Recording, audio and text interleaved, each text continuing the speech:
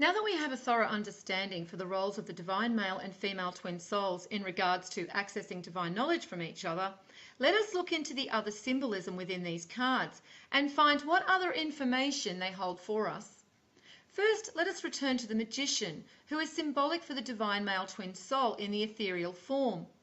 Both the Magician and High Priestess cards are showing the divine male and female twin souls have not yet manifest into their physical state. They still only exist in their ethereal form. We see the Magician wears a red cape, and this red material is symbolic for the divine male twin soul. And if we look to the High Priestess, she is wearing blue. We will often see these red and blue coloured garments representing the divine male or female twin souls depicted in religious paintings. The divine twin souls are often shown wearing these red and blue garments. However, sometimes they are worn on another person to represent the divine twin souls, or even as just material floating or resting nearby. However, whenever the symbols of red and blue cloth are depicted in a painting, they are representing the divine twin souls. The Magician stands behind a square table, symbolizing that even in the ethereal form, he is more connected to the foundational characteristics, and this is because he has more of a connection to our sun, the manifester of the physical plane. Now let us look to the High Priestess card in more detail. We see that she sits on a throne with the opened Torah on her lap, and as discussed in the last video, this is symbolic for her ability to make coherent and rational sense of divine knowledge, which the Torah represents. The curtain behind her symbolizes the veil between the physical and ethereal planes, and she is positioned in front of it, showing she has more of a connection to the ethereal plane, and due to this, she is also more connected to the divine. In Michelangelo's painting called The Creation of Adam, we see God's arm is around the divine female twin soul, who in this instance is being represented by Lilith. This is symbolic for the divine female twin soul being closer to God and the divine. We can also see the red and blue cloth symbolic of the divine male and female twin souls being depicted within this painting. However, this connection to the divine is also represented in the 8 pomegranates shown on the curtain. 8 is symbolic for the immortality of the divine female twin soul. And when we look deeper into the symbolic meaning of the pomegranates, we find they are also connected to God consciousness and Orion. Let us first look to where they are mentioned in 1 Kings 7, verses 13 to 22. These verses tell of the pomegranates depicted on the 2 pillars standing at the entrance of King Solomon's temple, which represents God consciousness.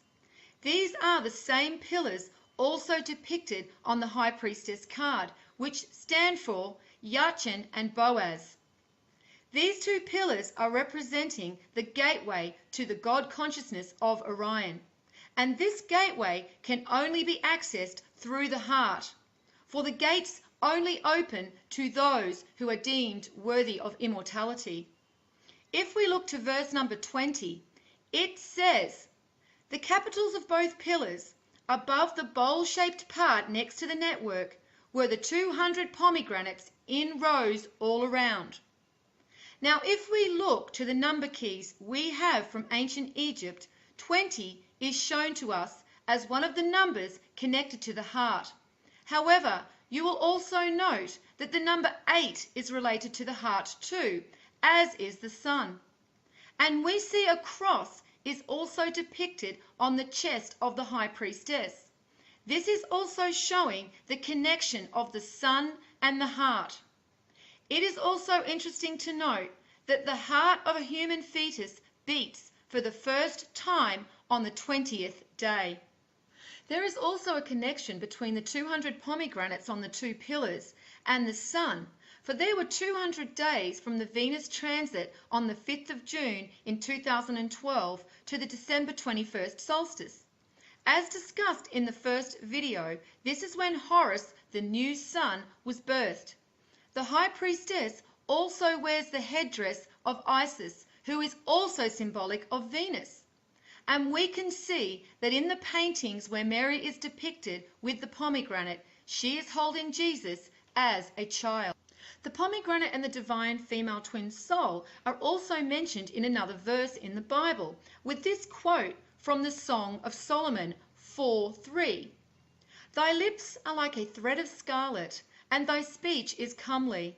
Thy temples are like a piece of pomegranate within thy locks. We can clearly see that he is speaking of the divine female twin soul.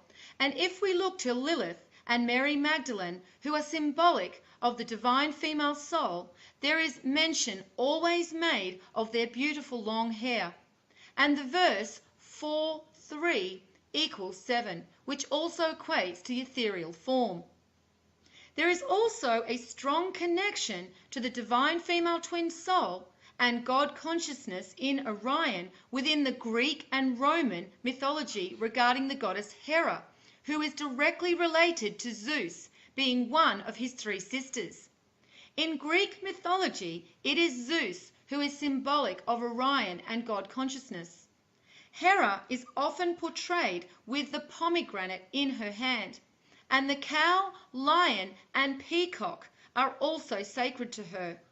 So once again here with Hera, we see the female twin soul and a connection to the peacock, symbolic of the changing light, bringing in higher consciousness and with it divine knowledge.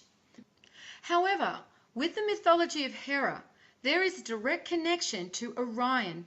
For in the Orion story, Hera cast Pomegranate Side, an ancient city of Antalya, into dim Erebus for daring to rival Hera's beauty. This is speaking of the waxing and waning of consciousness and the access to divine knowledge within the divine female twin soul that comes with the new light from Orion.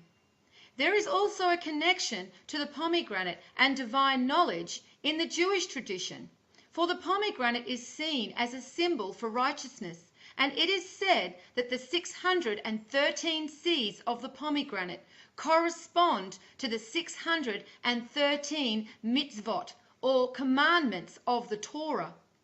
Even today, many Torah scrolls are stored when not in use with a pair of hollow silver pomegranates placed over the two upper scroll handles.